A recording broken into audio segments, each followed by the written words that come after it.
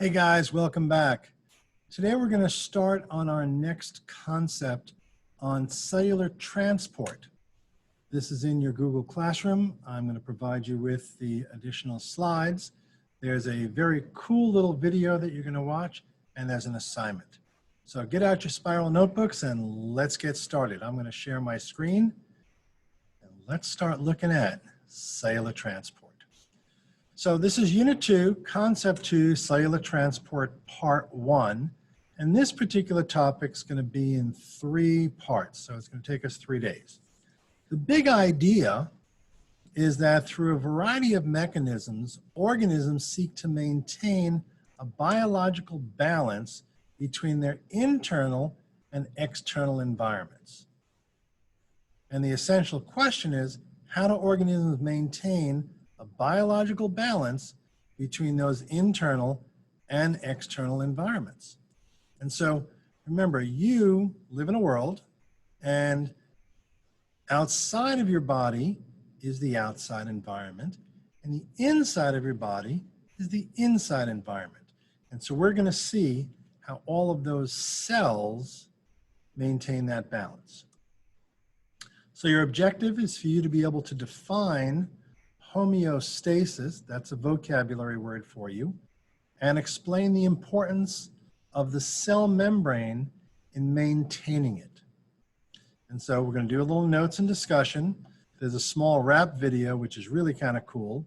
And then you'll have some recap questions that we've set up for you on Quiz-Is. So this is a key vocabulary word for you.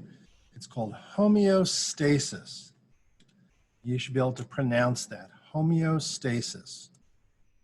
And this is the need of an organism to maintain and regulate constant or stable internal conditions. And so the big question comes down to is, how does your body regulate those conditions? And it regulates it through a few things: temperature, pH balance, and the concentration of other materials and nutrients, which must be maintained within a relatively narrow margin. So let's talk about temperature for a moment. Your body, and we're going to work in Fahrenheit because that's a fairly comfortable number for you to work in. 98.6 degrees Fahrenheit is your normal body temperature. You can go up or down about a half a degree to a degree and still maintain some comfort.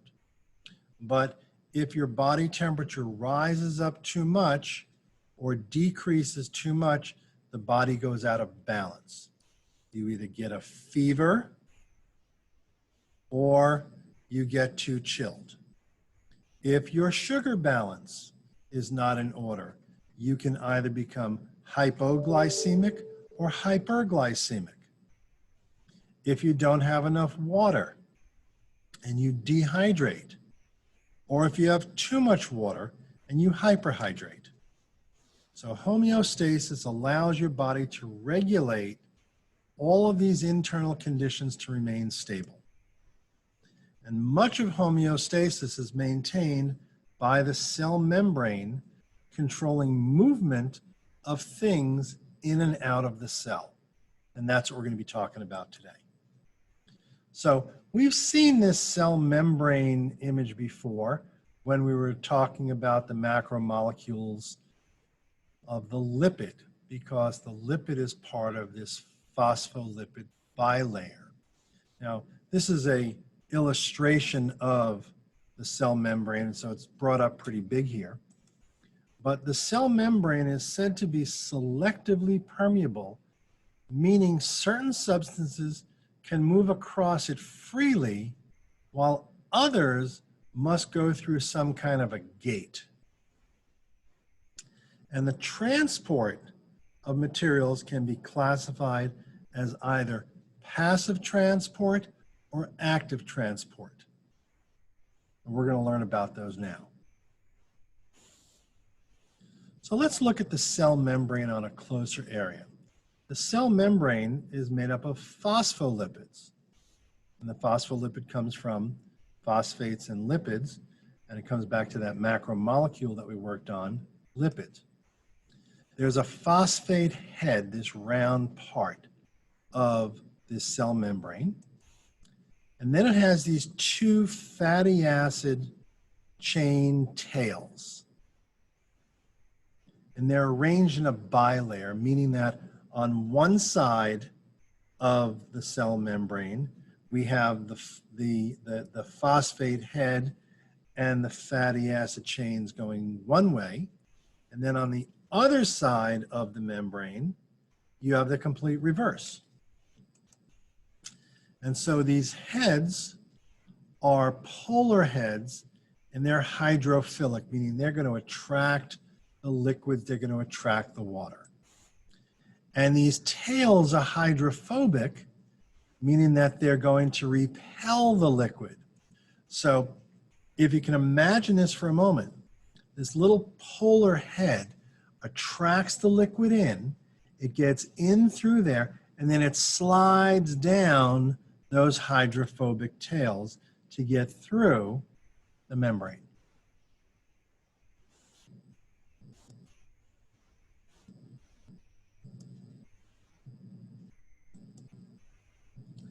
Now we call this a selectively permeability. And it only allows some materials to go through, but not all of them to go through. Things that can easily pass through are things that are small, non-polar, hydrophobic, neutral molecules, and water. And even though H2O is polar, it's really, really, really tiny and it can get through it. So if you look carefully at this image, you see these phospholipids. You've got the head and the tail, and then on the other side, you have more heads and tails. Now, there are other things that cannot pass through easily. Polar molecules must go through proteins, and large molecules must use vesicles. Now, this phospholipid bilayer is considered what we call a fluid mosaic model. And if you look at it carefully, you can see there's a variety of proteins in here. Here's a protein channel on the left, and you have a carbohydrate on the right, and you have a surface protein and an integral protein. And all of these different proteins are used to move larger molecules through. And so it's selective. It doesn't let everything through easily. Now, not only do materials have to come into the cell membrane, materials also have to leave the cell membrane. Let's talk about two terms that are important for you in cellular transport. The first is that passive transport. Passive transport requires no extra energy by the cell because molecules move from a high concentration, where they're all squished together, to a low concentration where they get spread out. And that's what we call moving down the concentration gradient.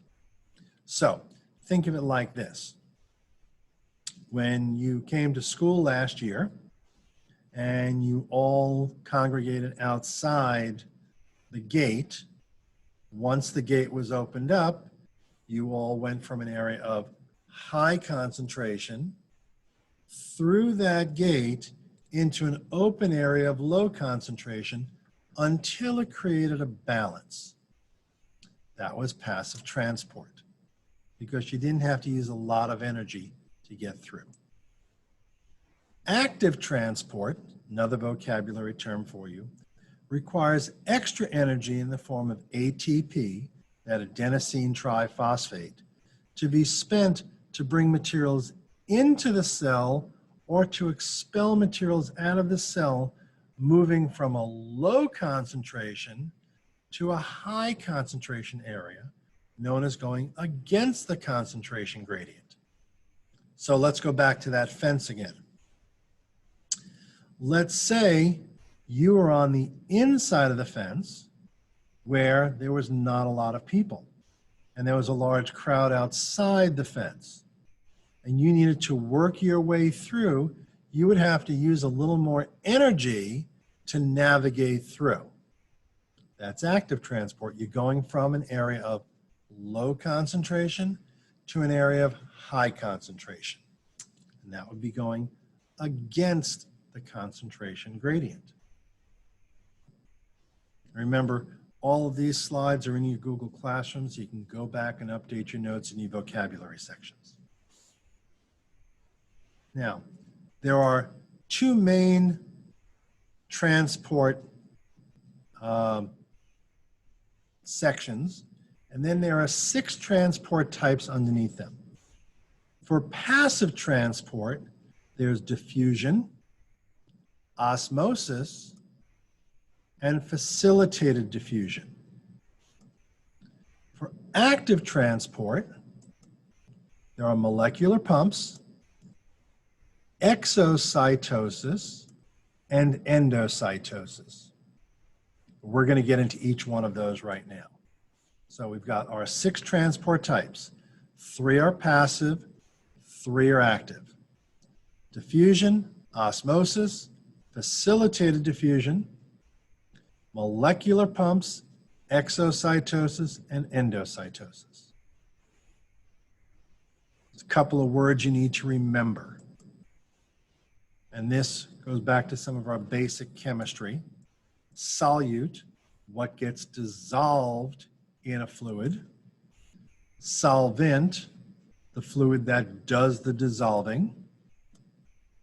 Solution, that's a uniform mixture of 2 or more substances that come together. Sugar water, salt water. Concentration, that's the amount of solute dissolved in a solvent.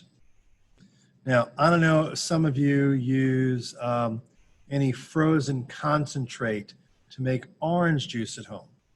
Well, frozen concentrate of orange juice is where you take all of that orange liquid, that orange juice, you essentially pull all of the fluid out and concentrate all the flavoring and nutrients into a tight little pack. That's a concentration. The abbreviation that we use, the symbol abbreviation for concentration, is 2 little brackets around something. Now, we spent some time looking at the terminology of these transports. I want you to check out this very cool wrap of the cell membrane. It's going to walk you through and give you some really neat ideas about how that membrane works. We're not going to watch it together. Click on the link either in the slides or in your Google Classroom underneath this video. So let's do a quick review. Jot these questions down and take a moment and respond to them on your own, and then we'll go through them together.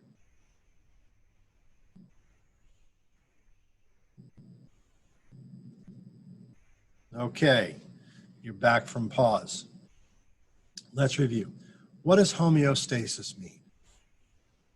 Homeostasis is the regulation of internal environment to maintain stability. Which organelle maintains homeostasis? Well, the cell membrane with the phospholipid bilayer is the organelle that maintains homeostasis. So what would be a good example of how your body maintains homeostasis? Well, your human body temperature, you sweat to cool the body down. Your skin has pores, and those pores are designed to allow fluid to leave the body. And when the fluid leaves the body through perspiration or sweat, the air around it helps cool it down. That's how your body helps maintain homeostasis. What are the 2 main types of cellular transport? Well, you've got passive transport and active transport. All right, After you watch the wrap, I want you to jump in, go off to Quizzes, the link is in your next assignment tab, and respond to the 10 questions. I've given you 2 minutes on each because there's only 10 questions. You should have a lot of time to do that. And you can take it up to 3 times on your own. So work on that, get that done, and then tomorrow we'll move into passive and active transport.